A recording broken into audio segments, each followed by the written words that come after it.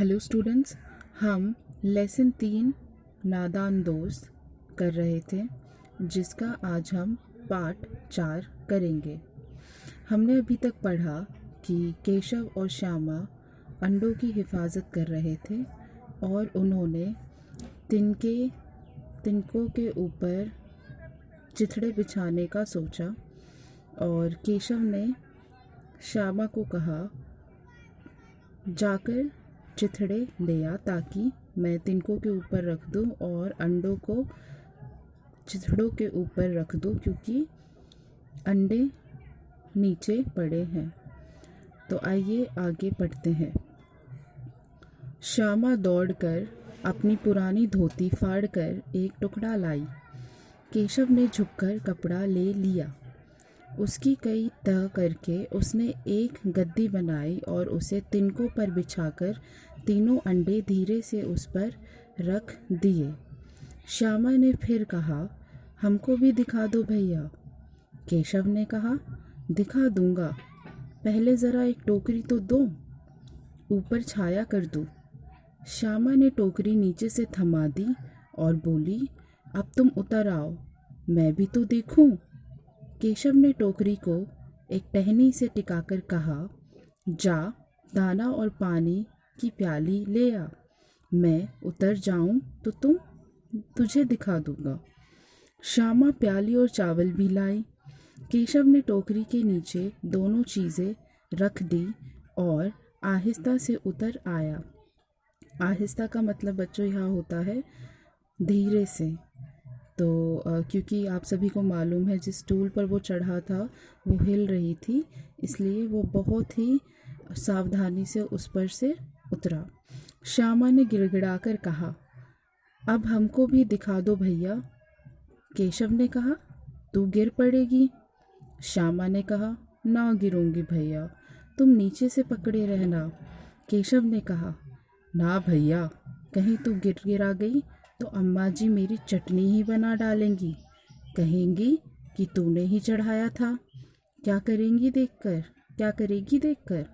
अब अंडे बड़े आराम से है, जब बच्चे निकलेंगे तो उनको पालेंगे। बहुत श्यामा के कहने पर भी केशव ने उसे स्टूल पर नहीं चढ़ाया और कहने लगा कि अब अंडे बड़े आराम से रखे हैं, जब बच्चे निकलेंगे अंडों से तब हम उन्हें पालेंगे।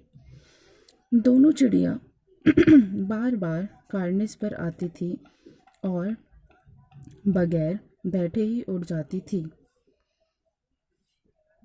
केशव ने सोचा, हम लोगों के डर से नहीं बैठती।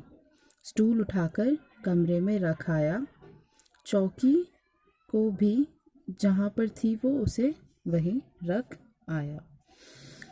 तो अब केशव ने बहुत ही सहूलियत कर तो दी थी चिड़िया के अंडों के लिए, लेकिन अब जो चिड़ा और चिड़िया है वो घोंसले के पास नहीं आ रहे थे। वह दूर ही बैठ रहे थे और बार बार उड़ जाते थे। तब केशव को लगा कि शायद ये हमारे डर से नहीं आ रहे हैं, इसलिए उसने स्टूल और चौकी को उठाकर वापस अपनी जगह पर रख दिया। श्यामा ने आंखों में आंसू भरकर कहा, तुमने मुझे नहीं दिखाया, मैं अम्मा जी से कह दूंगी। तब केशव ने कहा, अम्मा जी से कहेगी तो बहुत मारूंगा, कह देता हूँ। तब श्यामा ने कहा, तो तुमने मुझे दिखाया क्यों नहीं? केशव ने कहा, और गिर पड़ती तो 4 सर ना हो जाते। बेटा, यहाँ पे ये जो 4 सर ना हो जाते, ये एक मुहावरा है जिसका मतलब है अगर गिर जाती तो चोट लग जाती। श्यामा ने फिर कहा, हो जाते तो हो जाते, देख लेना, मैं कह दूंगी। इतने में कोठरी का दरवाज़ा खुला और माँ ने चुप से धूप से आंखों को बचाते हुए कहा, तुम दोनों बाहर कब निकल आए? मैंने कहा ना था कि दोपहर को ना निकलना। किसने किवाड़ खोला? किवाड़ केशव ने खोला था, लेकिन श्यामा ने माँ से ये बात नहीं कही।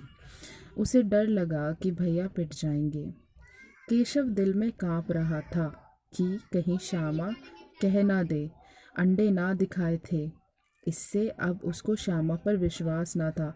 तो केशव को अभी थोड़ा डर लग रहा था कि कहीं श्यामा अपनी माँ को बोल ना दे कि भैया ने किवाड़ खोला था, और वो अंडे के बारे में भी ना बता दे, क्योंकि श्यामा को केशव ने अंडे नहीं दिखाए थे।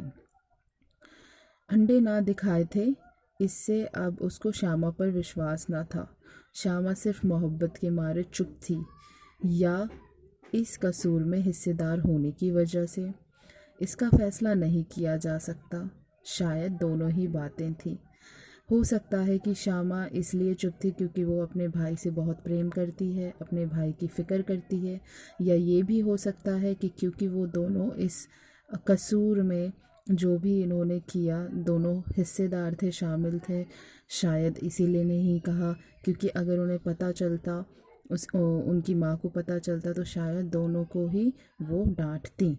इसका फैसला नहीं किया जा सकता। शायद दोनों ही बातें थीं।